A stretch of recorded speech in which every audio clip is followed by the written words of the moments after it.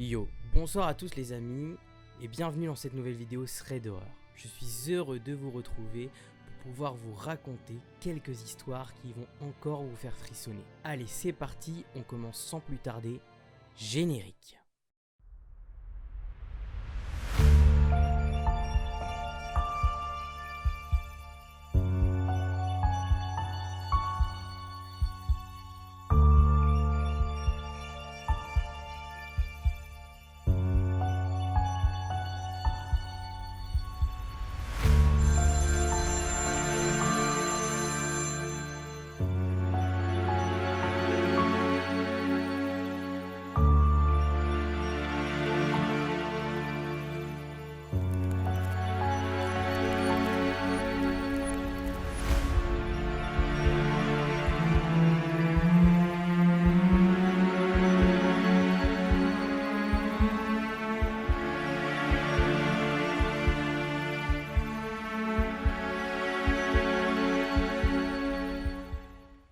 Alors la première histoire que je vais vous raconter est une histoire plus étrange que flippante. Le garçon de mes rêves.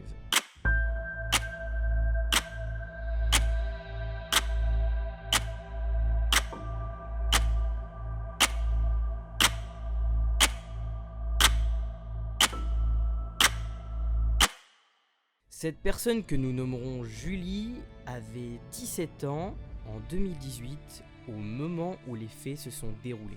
Julie était à ce moment-là hospitalisée et plutôt très bien entourée. Un soir, Julie était dans la salle commune avec d'autres patients. Elle passait du temps à discuter et à rigoler avec eux. D'un seul coup, Julie a ressenti une envie irrésistible de dormir. Elle n'arrivait plus du tout à rester debout et à garder les yeux ouverts. C'est avec une grande difficulté que Julie parvient à rejoindre sa chambre et à s'allonger, avec une infirmière qui ne comprenait absolument pas ce qu'il se passait. Julie s'est littéralement endormie sans même s'être changée ou quoi que ce soit. Habituellement, avant de dormir, elle a son petit rituel. Passage aux toilettes, remplir son verre ou alors se laver le visage. Mais là, impossible. Julie commence donc à se mettre à rêver. Au départ, elle était avec un groupe de personnes qu'elle ne connaissait pas du tout, dans un monde qui lui paraissait un petit peu post-apocalyptique. Le ciel était rouge, les bâtiments en ruine et d'épaisses fumées noires qui s'envolaient un peu partout. Elle marchait entre les ruines pour finalement monter dans un bâtiment dont il ne restait plus grand chose. Au sommet du bâtiment, ils ont remarqué, un peu plus bas, un regroupement de plusieurs personnes. Ils se sont alors dit qu'il ferait mieux plutôt d'aller les rejoindre pour voir ce qu'il se passait. Ils se poussaient tous pour voir quelque chose, à l'intérieur d'un bâtiment, mais ils ne pouvaient absolument pas voir ce que c'était de là où ils étaient. Ils ont donc décidé de descendre grâce à des grosses barres de métal pour arriver jusqu'à la foule. Ils se sont dirigés vers le bâtiment en question pour voir ce que tout le monde voulait en voir. Une statue. Une femme en pierre avec un voile et des fleurs au milieu d'une mare d'eau turquoise. Julie raconte ne plus se souvenir de beaucoup de détails, puisqu'elle n'a pas pu la regarder pendant très longtemps. Quand Julie s'est retournée pour partir, c'est à ce moment qu'elle l'a aperçue. C'était comme si le temps s'était complètement ralenti. Ils se sont tous deux fixés dans les yeux, comme s'ils étaient tous les deux étonnés de se rencontrer dans un rêve. Julie précise que c'était tellement bizarre qu'elle avait l'impression que leurs énergies étaient toutes deux connectées. Julie dit se souvenir parfaitement de son visage. Un garçon blanc, aux yeux blonds, lisses, mais en bataille. Des yeux turquoises, comme l'eau, et des taches de rousseur partout sur le visage. Elle raconte ne pas avoir eu le temps d'ouvrir la bouche pour lui parler qu'une fille lui a tiré le bras, l'éloignant d'un seul coup de lui. C'est à partir de là que son rêve a continué sans lui, sans même qu'elle ne puisse réfléchir. C'est en se réveillant le lendemain matin que Julie s'est vraiment rendu compte de tout ça et de l'expérience étrange auquel elle a eu affaire.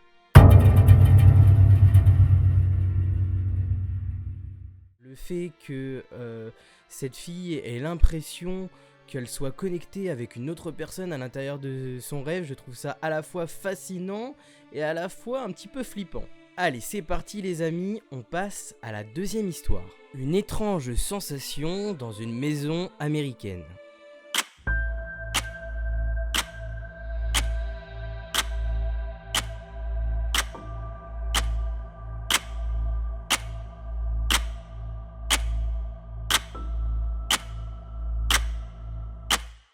Mathias précise qu'avant de nous relater cette histoire, il ne croyait pas du tout au paranormal. Voici les faits. Jeune adulte à cette époque, Mathias se réjouissait de partir aux États-Unis. C'est suite à une opportunité d'embauche que Mathias, sans réfléchir, ne s'est pas posé de questions et a décidé de foncer. De plus, ayant de la famille éloignée, Mathias était très enthousiaste de les rencontrer pour la première fois. Mathias arrive enfin à l'aéroport de Washington après 8h30 de vol. En arrivant, il fait la connaissance de son cousin Alex qui était venu le chercher. Il rencontre ses parents et tout se passe pour le mieux. Il lui propose même de le loger chez eux, histoire de laisser le temps à Mathias de pouvoir économiser de l'argent pour pouvoir se louer un appartement. C'est au bout d'une semaine après son arrivée que Mathias commence à travailler. Jusque là, rien à dire, Mathias se sent heureux. Cela a permis à Mathias de mettre un petit peu d'argent de côté et il a même pu visiter certains des appartements. Le seul souci, c'est que ce sont des appartements qui sont hors de prix, soit 1000 à 2500 $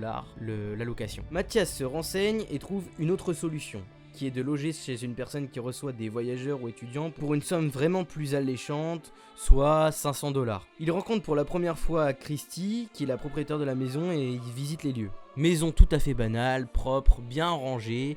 Mathias se sent d'ailleurs très à l'aise dans cette maison et il est d'ailleurs le seul locataire. Quelques jours après la signature du contrat, Mathias est enfin arrivé chez elle pour de bon. Mathias déballe et range ses affaires dans la chambre et décide de refaire un tour de la maison, puisqu'il l'a trouvée superbe. Rien d'anormal, sauf peut-être une pièce commémorative avec des photos d'une jeune fille et d'une mère avec des bougies allumées. Mathias s'approche donc des photos et remarque que Christy se trouve être la mère de la jeune fille que l'on appellera Humber. Sur ces photos, il constate qu'Humber présente un handicap.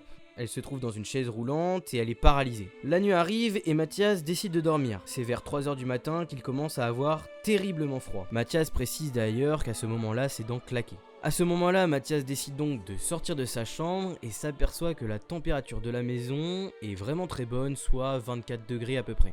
Il ne se pose pas forcément de questions et décide de se rendormir. Les journées se ressemblent forcément, se lever, se laver, s'habiller, prendre le métro, travailler, rentrer, etc. Un jour, Mathias va décider de prendre une journée de congé, repos qu'il aura d'ailleurs bien mérité. Il se lève un peu plus tard que d'habitude, vers 8h30 du matin à peu près. Il commence à entendre des bruits de vaisselle dans la cuisine. Cuisine qui se trouve d'ailleurs en dessous de sa chambre et donc Mathias décide d'aller dire bonjour à Christy. Mathias se rend dans la cuisine et le bruit continue.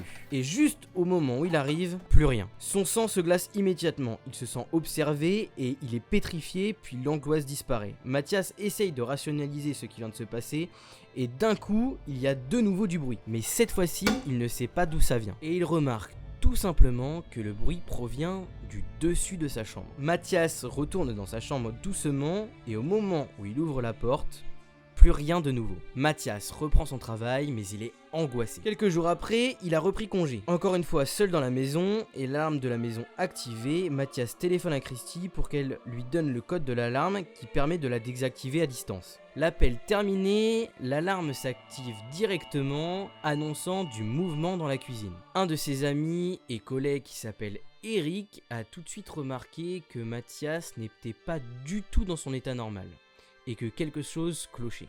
Il était froid, angoissé et il restait tard le soir au travail. Bref, Mathias avait du mal à s'amuser. Un jour, Mathias décide de lui expliquer, même s'il a peur qu'il se moque de lui. Eric répond à Mathias qu'il ne le croit pas du tout, mais que pourtant, il ne doit quand même pas rester dans cette situation. Eric dit connaître probablement une personne qui pourrait lui permettre de lui en dire un petit peu plus sur les phénomènes qui se passent à l'intérieur de la maison. Eric prend donc contact avec son ami que l'on appellera Brian, et quelques jours après, Brian prend contact avec Mathias et lui pose certaines questions, comme est-ce que tu es de plus en plus fatigué, est-ce que ton téléphone se décharge vite, est-ce que tu fais beaucoup de cauchemars ou est-ce que tu as froid dans la chambre. Mathias répond donc à chacune de ces questions et Brian décide après cela de le rencontrer directement le soir même devant la maison. Brian lui explique qu'avec toutes les réponses qu'il lui a données, le fait qu'il ne pouvait pas rentrer dans la maison était tout à fait normal et qu'il allait directement passer sur un essai de Spirit Box ou Ghost Box. Alors pour ceux qui ne connaissent pas, la Spirit Box c'est un phénomène de voix électronique et qui émet des fréquences qui peuvent permettre de discuter soi-disant avec potentiellement des personnes qui sont décédées. Brian active donc son appareil et il commence à poser des questions. Est-ce qu'il y a quelqu'un parmi nous ? Humber, es-tu là ? Est-ce que tu es ici avec nous ? Oui, il a suffi à Mathias que de cette réponse pour lui glacer le sang. Le son était net et la voix était très claire. Connais-tu le prénom de la personne qui est assise à ma droite? Alexandre. Mathias était encore une fois pétrifié. Les questions s'enchaînent, des questions assez personnelles du genre le prénom de ses parents, de son chien, de ce qu'il faisait en Belgique, de ce qu'il faisait aux États-Unis, etc. Et toutes les réponses étaient correctes. Puis, plus rien, calme total. Toujours dans la voiture, à 3h du matin, il remarque la lumière extérieure de la porte d'entrée de la maison qui grésille. Brian ne perd pas de temps, il rallume son appareil et pose cette question. Humber, c'est toi?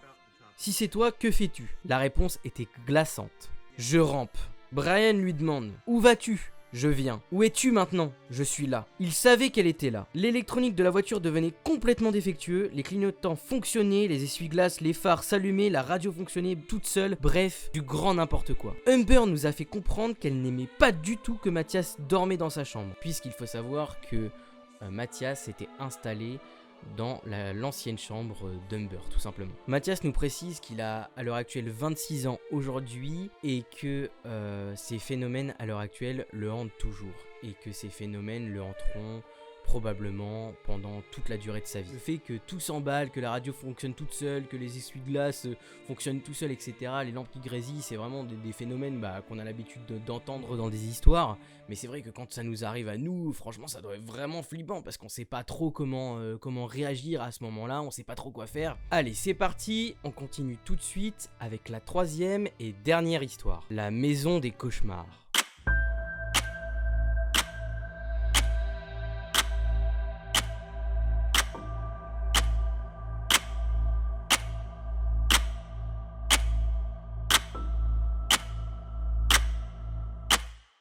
Cela remonte à il y a 13 ans. Depuis sa plus tendre enfance, Diana avait toujours été très réceptive à tout ce qui l'entourait. Souvent, quand elle était petite, elle pensait que tout ce qu'elle voyait et tout ce qu'elle ressentait était simplement le fruit de son imagination. Mais maintenant, Diana précise qu'elle n'en est plus tout à fait sûre et qu'elle pense et qu'elle est certaine que tout ne l'était pas. Elle et sa famille faisaient la visite d'une maison dans le sud du Québec qui allait par la suite devenir leur nouvelle maison. Alors ils visitent tout d'abord le bas de la maison, tout se passe pour le mieux, mais Diana ne se sent pas à l'aise. Elle s'est tout simplement dit que le fait que la maison soit ancienne, avec une vieille déco, c'était cet aspect-là qui la mettait mal à l'aise. Diana se concentre sur la visite et arrive en haut. Son malaise est encore plus fort et il est mélangé à une certaine forme d'excitation. Elle regarde les premières chambres qui sont petites, elle se dirige de l'autre côté et arrive dans une chambre qui était assez grande. Diana a donc pris la chambre en face qui était la seconde plus grande, mais dont les murs étaient couverts de faux bois comme dans les années 70. Ses parents finissent par acheter la maison et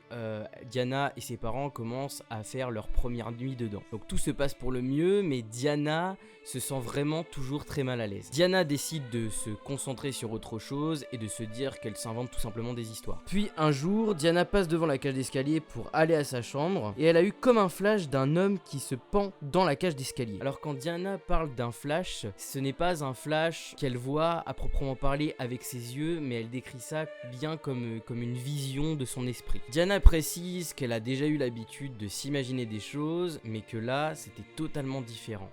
Elle avait vraiment l'impression de vivre comme un souvenir. Après ça, Diana se sentait encore plus mal. La nuit qui a suivi, elle a rêvé du même homme, mais cette fois-ci, il était en train de tuer sa fille. Diana a fait ce cauchemar pendant des mois, et avait vraiment eu l'impression à chaque fois de ressentir ce que l'homme ressentait exactement dans son cauchemar. Diana se sentait toujours observée, elle n'était jamais seule. Le soir, c'était le pire. Elle était effrayée par cette ombre noire qui ne lui voulait rien de bon. Le soir, elle entendait une petite fille chanter. Diana a commencé à se dire qu'elle perdait totalement la tête. Puis, une journée, une de ses amies est venue chez elle. Diana ne lui a pas parlé de cette histoire puisqu'elle a eu peur de passer pour une folle. Elle gardait tout ça pour elle. Le soir venu, Diana et son amie décident d'aller se coucher. Elle continuait à discuter pendant un moment jusqu'à ce qu'elle décide d'aller dormir. C'est alors que Diana entend une nouvelle fois la petite fille chanter. Diana essaye donc de prendre sur elle puisqu'elle n'est pas toute seule. Mais son amie se redresse et lui demande si elle entend ce qu'elle entend. Diana lui demande ce qu'elle entend et elle lui répond, une petite fille qui chante. Donc jusqu'ici, Diana pouvait